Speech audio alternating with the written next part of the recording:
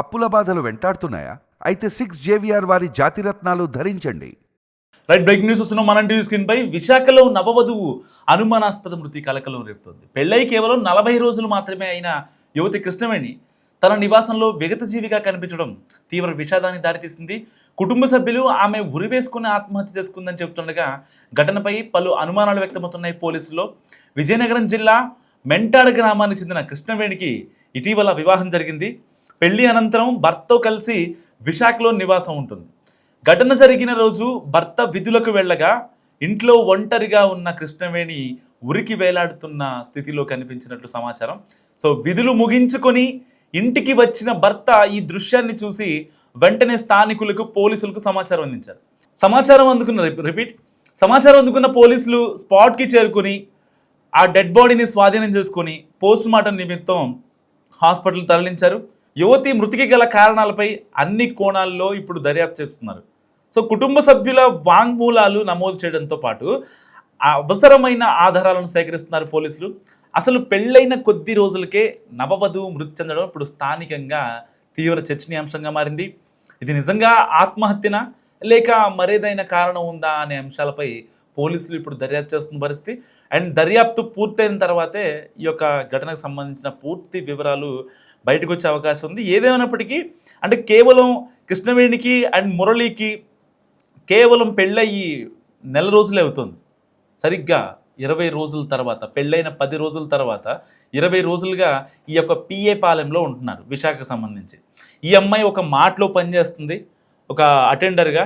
And అతను Divi's ల్యాబొరేటరీస్లో Murali quality అప్రైజర్గా పనిచేస్తున్న పరిస్థితి. సో ఇలాంటి నేపథ్యంలో అసలు ఆ అమ్మాయి ఎలా చనిపోయింది అనేది ఇప్పుడు ఎవరికి అంతుపట్టిన విషయం. నిజంగా వాళ్ళ కన్న తల్లిదండ్రులే ఎవరిపైనా కూడా అనుమానం, అంటే వాళ్ళు ఎవరి మీద కూడా అనుమానించట్లేదు. మా అల్లుడైతే చాలా బంగారం, అలా అని మా కూతురు మంచిదని మేము చెప్పడం లేదు. సో ఆ అమ్మాయి మరి ఎందుకు ఆత్మహత్య చేసుకుంది అనే కోణంలో ఇప్పుడు పోలీసులు దర్యాప్తు కొనసాగుతుండగా ఘటనకు సంబంధించి కనీసం కృష్ణవేణి వాళ్ళ అమ్మ నాన్న ఎవరిని కూడా అనుమానించట్లేదు. అంటే మరి పెళ్ళయి 1 month అవుతుంది.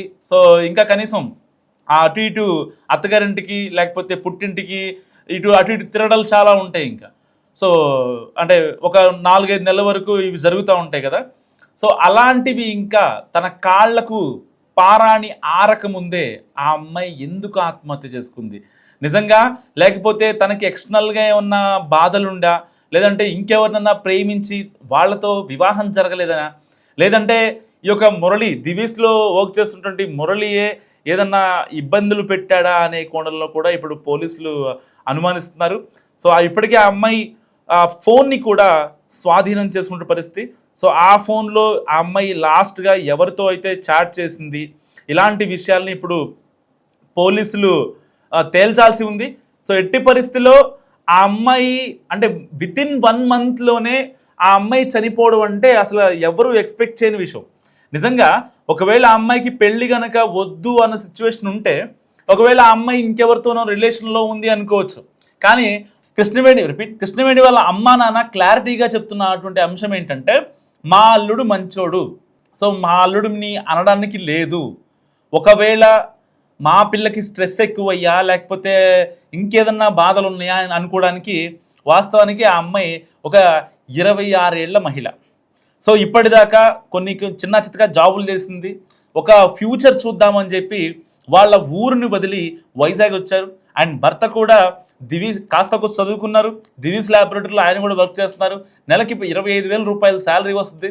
సో ఇటు ఆ అమ్మాయి కూడా ఒక మార్ట్లో పిఏ పాలెం వైజాగ్ అవుట్స్కట్స్లో ఒక మాట దగ్గర ఆ అమ్మాయి కూడా వర్క్ చేస్తుంది. సో ఇద్దరు జాబ్కి వెళ్తున్నారు, ఈవినింగ్ వస్తారు, ప్రశాంతంగా ఉంటున్నారు. అంత కాపురం అంతా బాగానే ఉంది.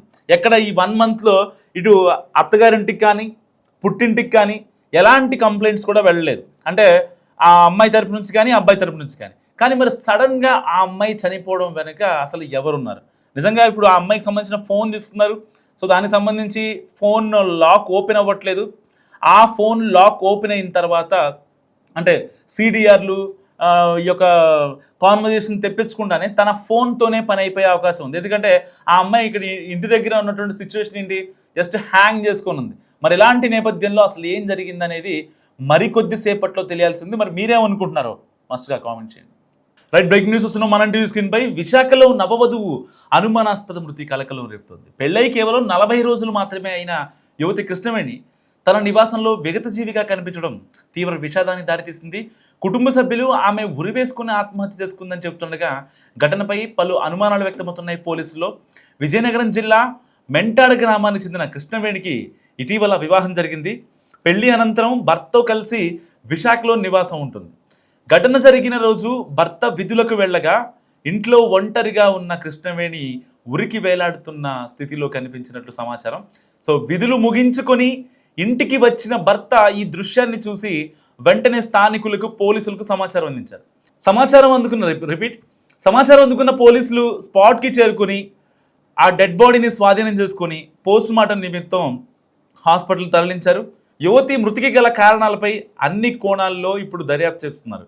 సో కుటుంబ సభ్యుల వాంగ్మూలాలు నమోదు చేయడంతో పాటు అవసరమైన ఆధారాలను సేకరిస్తున్నారు పోలీసులు.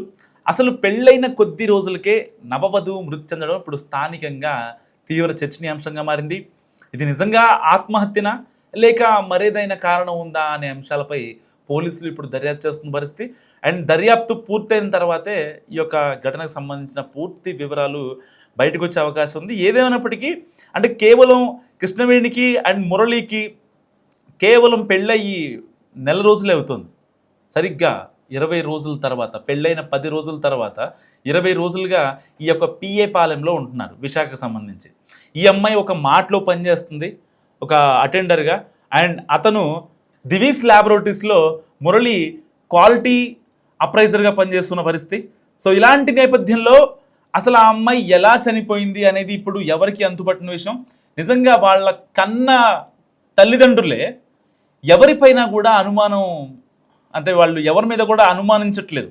మా అల్లుడైతే చాలా బంగారం, అలా అని మా కూతురు మంచిదని మేము చెప్పడం లేదు.